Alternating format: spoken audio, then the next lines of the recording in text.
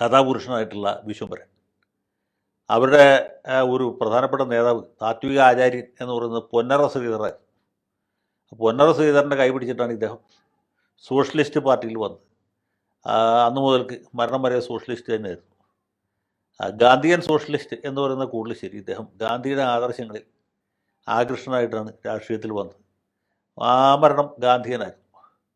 അങ്ങനെ അത് 1954 ജി ചന്ദ്രശേഖരപിള്ളയെ തോൽപ്പിച്ച് നിയമസഭയിലെത്തുന്നു. 56 ആ നിയമസഭ പിരിച്ചു കൊടുത്തു. 57 ഇദ്ദേഹം വീണ്ടും നിയമത്ത് മത്സരിക്കുന്നുണ്ട്. പക്ഷേ കമ്മ്യൂണിസ്റ്റ് സ്ഥാനാർത്ഥിയോട് പരാജയപ്പെട്ടു. 1960 ഇടക്കാല തെരഞ്ഞെടുപ്പിൽ അദ്ദേഹം വീണ്ടും മത്സരിക്കുന്നു, ജയിക്കുന്നു. ആ നിയമസഭയുടെ കാലാവധി പൂർത്തീകരിക്കുന്നവരെ 64 നിയമസഭ പിരിച്ചുവിടുന്നവരെ അദ്ദേഹം MLA. വളരെ ശ്രദ്ധേയനായ ഒരു സാമാജികനായിരുന്നു അദ്ദേഹം. അത് കഴിഞ്ഞ് 1967 ഇദ്ദേഹം തിരുവനന്തപുരം മണ്ഡലത്തിൽ നിന്ന് പാർലമെൻറ്റിലേക്ക് തിരഞ്ഞെടുക്കപ്പെട്ടു. ആ പാർലമെൻറ്റിൻ്റെ കാലാവധി പൂർത്തീകരിക്കുന്നതിന് മുമ്പ് ഇന്ദിരാഗാന്ധി പിരിച്ചുവിട്ടു. 1971 വരെ അദ്ദേഹം ആ സ്ഥാനത്ത് തുടർന്നു. 71 അദ്ദേഹം മത്സരിച്ചില്ല എന്നാണ് എൻ്റെ ഓർമ്മ. അപ്പോഴേക്കും സോഷ്യലിസ്റ്റ് പാർട്ടി പലതവണ പിളർന്നു.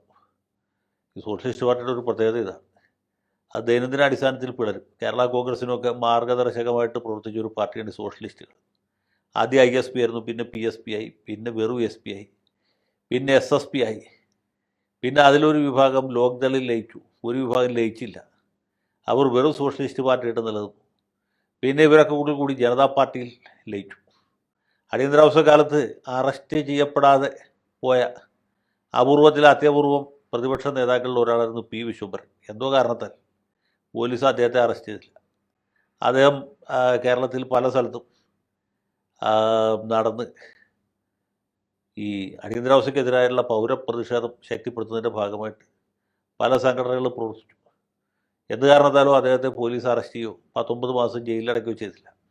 കൂടുതൽ വാർത്തകളും വിശേഷങ്ങളും നിങ്ങളിലേക്ക് എത്താൻ ABC മലയാളം സബ്സ്ക്രൈബ് ചെയ്യുക, ബെൽ ബട്ടണും അമർത്തുക.